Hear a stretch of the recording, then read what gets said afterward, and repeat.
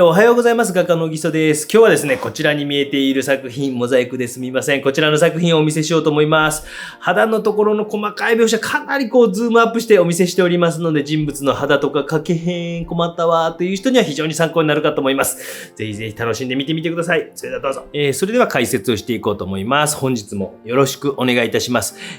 まず、墨入れという作業をしていっておりますね。墨入れという作業をしていっております。ねちねちねち。今日はどっちのがええかなね、まず白味という下地を使っております。こういうね、仕事もう何十枚とお見せしてきたので、もう飽きやわっていう人もいれば、また新しくね、動画を見て初めて見たとかね、あまり見ていないという人は、何のこっちゃらほいという感じかもしれませんけども、形に関しては、これはね、転写しておきました。転写なんかいいんですかという人もいるかもしれませんけども、デッサンから書くこともあります。デッサンをまた転写して、で、それがその線を、墨でなぞりました。墨でですね。で、これはですね、ウルトラマリンとローアンバーと、テレピン、ターペンタインですね。テレピンと、ポピーオイル。これをインプリマトゥーラって言いますけども、これは僕は吸収する白味という難しいね。もうこんな難しい動画ね。皆さんなんか全部を理解しようと思っても難しいと思いますので、何かね、一つ動画で一つでも、学べることがあれば、というふうに思いますので、で、テレピンを入れて、それでハケで、全面に、塗っていく。これぐらいのハケですね。これぐらいのハケあるとすごい便利ですよ。透明水彩とかでも使えますし、アクリルとかでも。なるべく分けた方がいいですけどね。で、これ全面に、塗っていきます。で、この際これ、下の線が透けるよう、少し見える程度。ちょっとこれ濃すぎたかもしれないですね。一層目ね。ちょっと濃すぎたかなというふうには思いますけども。ということで、もうちょっと薄くてもよかったかもしれないですね。で、これ2層します。これ吸収を止めるんですよ。僕2層やります。やり方なんかね、もういろんなやり方あっていいんですよ。絵の描き方とか答えとかゴールなんかないんで、皆さんそれぞれにしかないんで。で、私がやってるのは古典技法っていうふうに通称では呼ばれてるけど、僕は古典技法っていうとなんか、ものすごい古臭いことやってるような感じするんですけど、完全に乾燥後ということで、理にかなった方法を2層塗りまして、で、ここから顔を描いていくということなんですね。こういう白味という下地を使っているのも、なんでですかってたまに聞かれるんですけど、キャンバスのね、目、プツプツがやっぱ気になってあんま描けないんですよ。最後の方とか特に描けなくて、で、もうその白味という下地を使っています。白味の作り方とかも動画ちゃんとございますので、探し出すの大変でしょうけど、ぜひぜひ探し出してみてください。もう3年ぐらい前とかに上げていると思いますので、で、今これ、釜油という単色でまず描いていきます。グリザ油という白黒に近いような釜油という方法。専門的な。これすごい理にかなっていて、まず初めの段階で、モデリングとかをしてね、絵の具の質感、物質感みたいなのをしっかりつけておいて、で、あまり色味、赤とか青とかっていう色味をないような絵の具を選択しながら、そうすると、だいたい色味のない茶色とか黒とか、白とかっていうのは安い、安価なんですよ。で、やっぱり青とか赤とか色が強いものとかっていうのはやっぱ効果高いんですね。で、初めの段階っていうのは単色でこういうふうに、単色に近いような白、黒、茶色とかね、そういったので、まず絵の具の質感をつけるというようなことに留意しながら、やっていきます。僕はだからそんなに薄く塗っていくわけじゃなくて、意外と絵の具物質感乗ってます。私の絵とか本物見たりしたことある人は、俺意外と絵の具の筆致とか残ってるやんとか、筆跡全くなく描いてへんやんとか、別に筆跡なくそうとは思って全然いないので、筆跡しっかり残っていると思いますよ。っていう風に描いていきます。ですね。こういう風に写実的な方法になっていったりとか、なんか今日は面白い話でもしましょうか。なんか面白い話あるかな。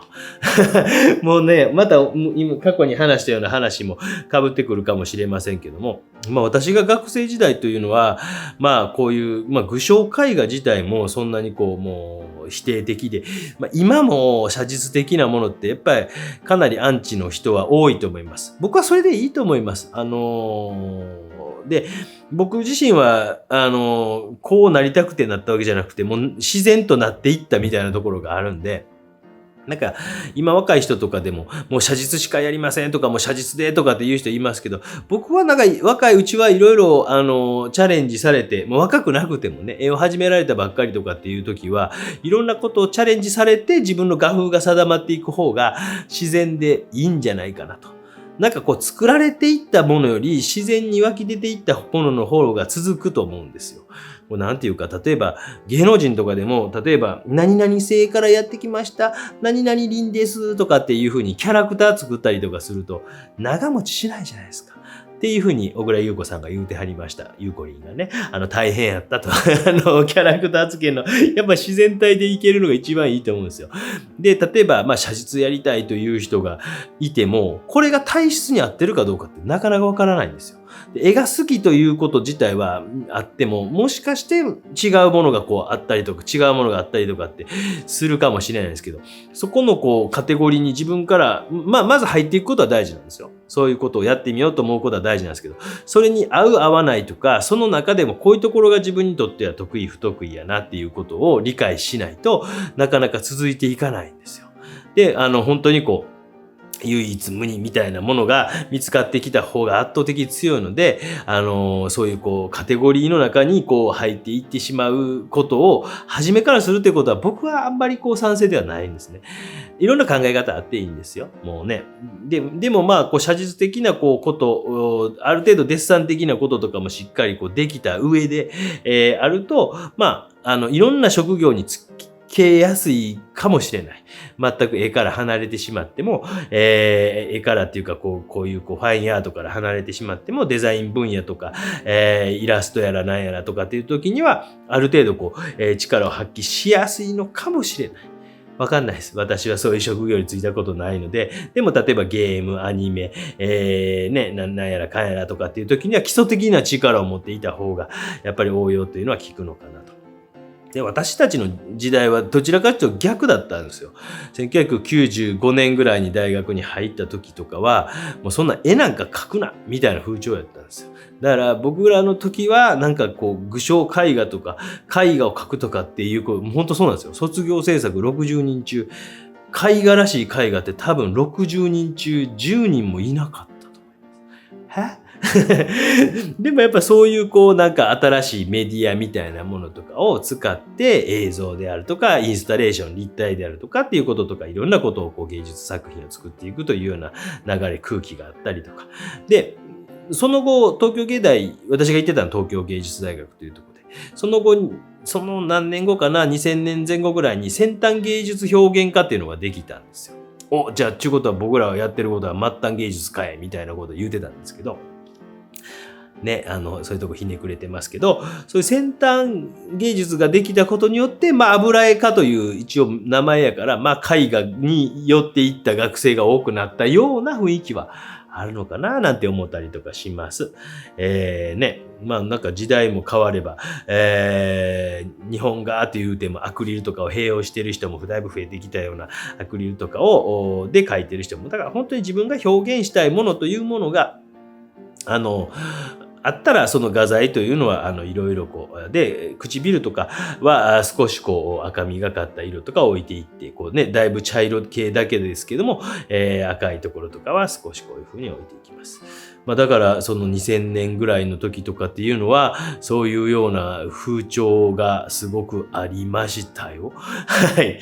ね、なんか時代って面白いですよね。なんかこうで、20年以上こう続けてきたんですけどね。その続けてこれたのはなぜかよくわからないですけど、毎回なんかいつも新しいことしたりとか、いろいろこう試しながら、で、叩き筆というのを叩いてます。これも僕らの時には革命的で、なんかね、こうやって筆跡なくすみたいなグラデーションをつけるみたいな感じとかっていうのもなかなかこう革命的やったんですよね。こういうのでこう叩いてグラデーションをつけていくとかっていうのもすごくすいません、蚊がいた。蚊がいた。蚊取り線香がついに切れたか。すみません。蚊がいました。という感じで、今叩き筆ですみません。ゴミ箱に入れました。虫も殺さないね、人なんですけども。で、その中で僕はなんかこ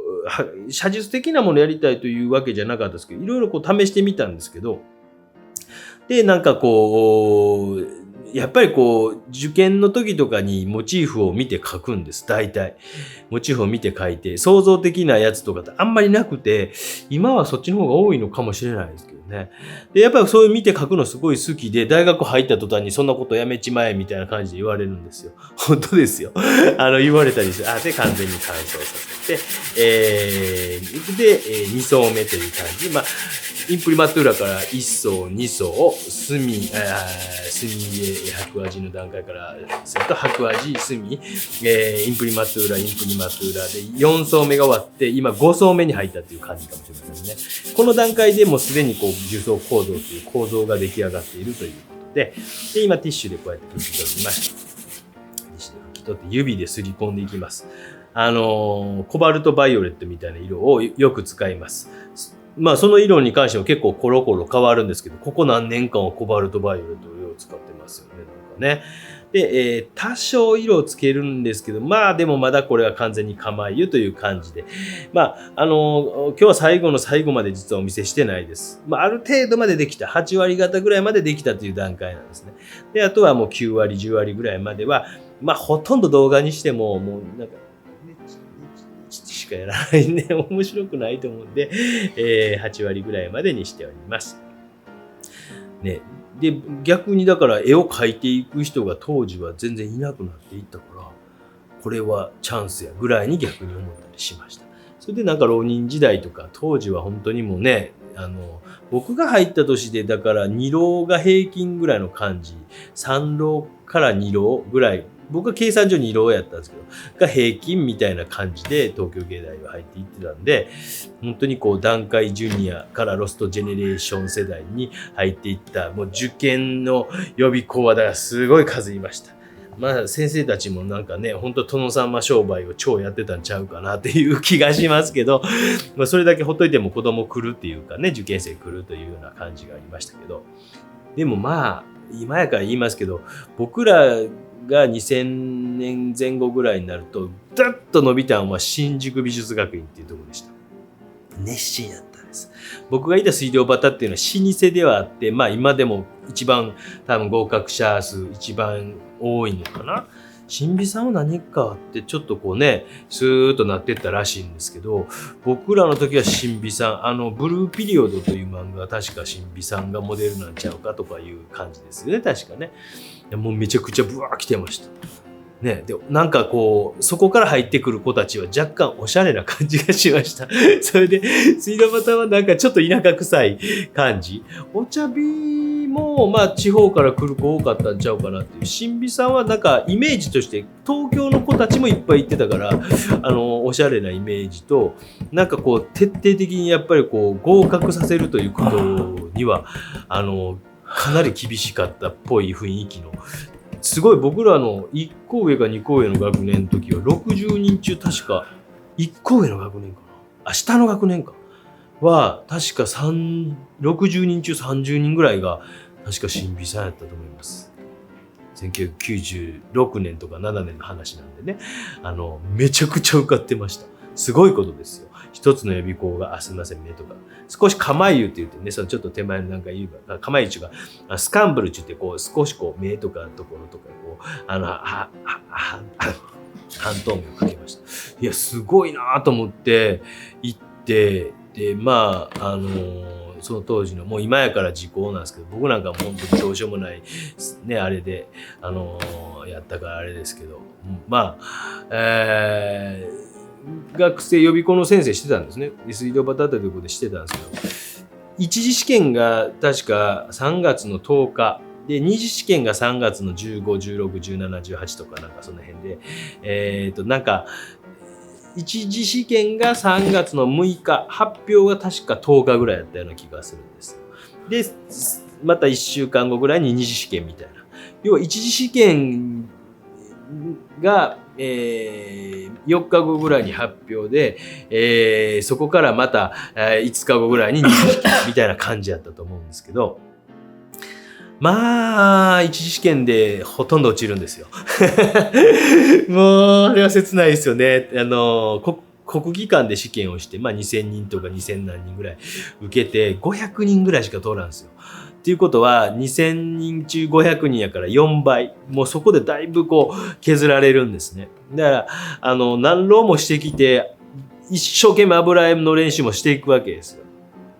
絵の予備校っていうのがあるんですけどね。この話もまたどっかでしましょうね。でも、油絵の練習をね、何浪もしてきて、でも一次試験でダメってでしょ。一次試験は鉛筆デッサンやったんです。僕らの時は当時は国技館でやる。で、結局、油絵を描けずに終わる。芸大一本っていう人結構いたんですよ。出願の大学受験のために、じゃあどこを併願とかするのって、いや、俺はもう芸大一本やと。まあ、国公立っていうのが、国立は東京芸大だけで、で、まあ、似たようなっていうか、受け入れる可能性があるのは金沢と愛知県芸やったかなと思います。京都一律はまず全然方向性違いました。僕らの時は広島一律はまだ新高校っていうか、できて間もない学校やったような記憶があります。なんか国公立はそんな感じになるので、髪の毛を描いています。っていうことは、まあ、併願、お金ないと私立とかもなかなか併願できないから、まあ、愛知県芸を受けるか、もう芸大一本か、みたいな感じだったんですよ。だからもう本当に、油絵をかけずに終わるという人、本当多くいましたよ。切ないでしょ。で、これで、まあ、実質5層目か6層目、また乾いてから塗っていきます。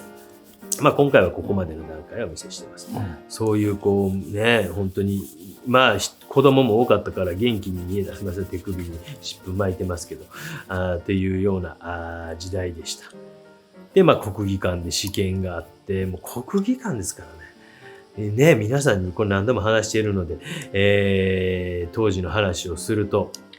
今はもう東京芸大の中だけでやるみたいな感じなんですけど、もう本当にこう、朝のラッシュの時間、まあ10時から試験やったと思うんですけど、やっぱり9時ぐらいには行かんといかんからっていうので、ラッシュのあれで時間に総武線かなんか乗ってね、で、マス席ってあるでしょ、よくこうテレビに映ってる。で、2階席ってあるんですよ。で、あれがちょうど席数自体っていうか、多分席数かわからんけど、まあちょうどこうマス席と2階席とかの、マス席の方にだいたい1200、300人入って、2階席にも1200、300人入るような感じかな。僕が受けた時は2700人で、ちょうどなんか僕が、なんか2階席になった時に1300何番というので受験番号やった記憶があるんで、その年受かったか落ちたか受かった年かな。なんか、ちょうどこの辺で僕がちょうど2階席になったんやなっていうので、だからあんなとこでわーっと一斉に書くんです。ね、で、鉛筆デッサンなんですけど、まあ、鉛筆デッサンと言っても、受験の話面白いですか？もう僕もだいぶ20年以上経ったから忘れてきて、最新受験事情を聞いてみたいですけど、まあもう聞く機会もほぼなくなってきたんですけど、ほとんどなくなってきたんですけど、本当に皆さんが思ってる鉛筆デッサンだけではなく、なんかね、黒鉛っていう鉛筆の粉ですね。すみません。こうね、こういうところよく見といてください。粉をこう、紙やすりでやすったようなものを黒鉛っていうね、粉だけで売ってたりするんですよ。それをちょっとこう、紙に、試験の紙に巻いてティッシュかなんかでビャーってやると黒くなるじゃないですか。でそれで黒く画面をしてから書き出すやつとかいるんですけど、それがまたこれが国技館のマス席のこの絨毯とかのとこに落ちてね、もう上から見てもあいつめっちゃ汚しとんなとかね。で、マス席になったらマスの上で書くから結局こう、なんか E0 みたいなもん持っていかんと書けないですよね。だからだいたい E0 持ってきてたりとかするとかね、それを満員電車で持っていくとかね。なんかもういろんな、まあ、こう新美の子に聞いた方が絶対おもろいですけど、新美の、水道端なんか田舎臭いとかあって、あんまり先生もそこまでこうしろああしろ言うところ、僕らの時代は特になかったから、あれなんですけど、なんじゃこりゃっていう人たちが、まあ一次試験もそうですけど、なんかね、背中になんか入れて、なんかこうやってこれ何度か話したんですけど、プシューッとこうね、まあ紙があって、こうかざすとね、そこからなんかプシューッと出てきて紙が黒くなる。要は後ろにね、コンプレッサーっていうエアブラシのコンプレッサーを積んどいて、ここからこうチューブピシューとやっといて、違反ですよ。こっそりさ、シューってやって、髪にグラデーションつけたとか、ほんまかいなっていう、そんなんとかあったりですね。二次試験になるともっとすごかったですけど、僕はギリギリの範囲での、僕じゃないな、僕の友人の多くはギリギリの範囲での、違反ではないことを教えたりしましたけどね、いろいろね。例えば、僕の友人の王くんは、ある年になったら、より戻し的に画材に関して自由な年が僕の1個下の学年が画材に関して相当緩かったんですよ。例えば画面にシリコンを貼ったり、今でいうエポキシみたいな、エポキシ樹脂ってわかります？なんかアクリルでベターっとしたなんか標本とかなんかの、標本っていうかなんかね、なんかの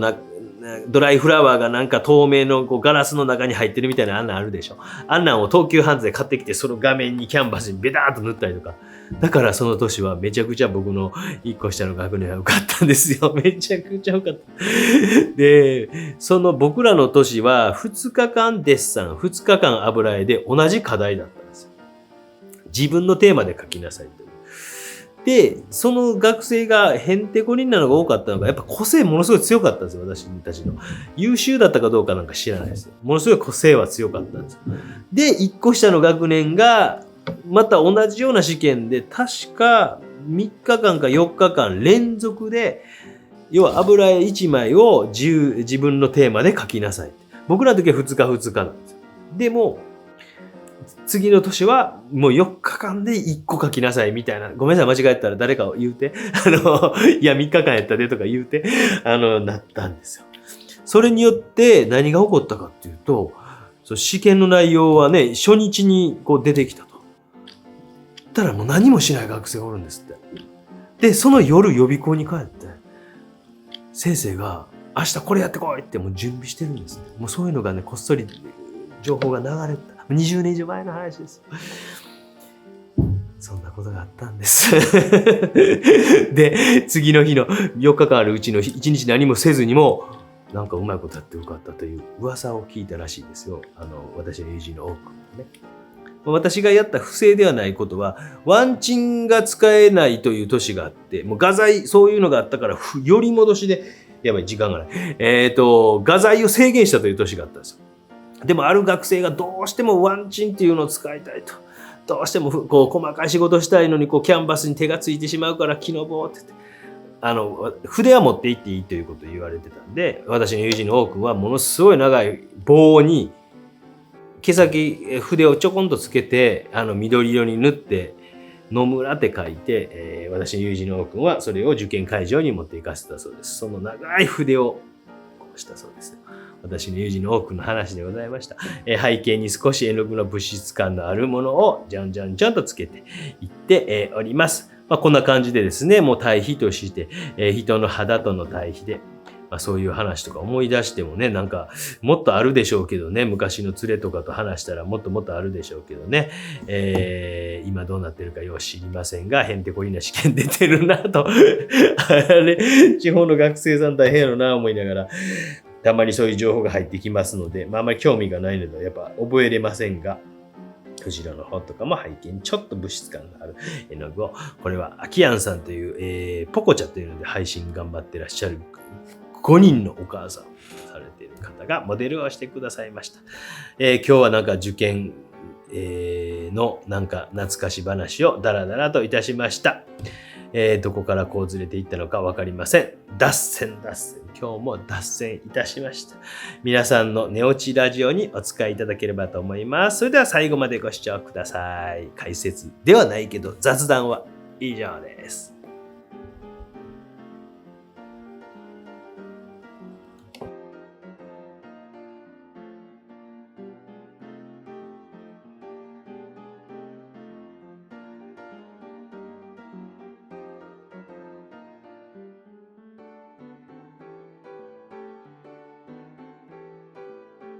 ご視聴ありがとうございました。どうだったでしょうか？こちらの作品ですね。顔のところのね、微妙な色の使い方わかります？描けますか？できますよね。こういったところとか、背景の方の、まだこれ完成ではないですね。サイン入ってませんので、描き方なんか参考に皆さんできるんじゃないかなというふうに思います。逆光の人物の肌、描けるようになりましたか？ぜひぜひ鬼高評価に待ってます。それでは本日もご視聴ありがとうございました。まだチャンネル登録してない方、グッドボタン、コメントいただければ幸いです。それではまた。チャンネル登録チャンネル登録よろしくお願いします。じゃあお願いします。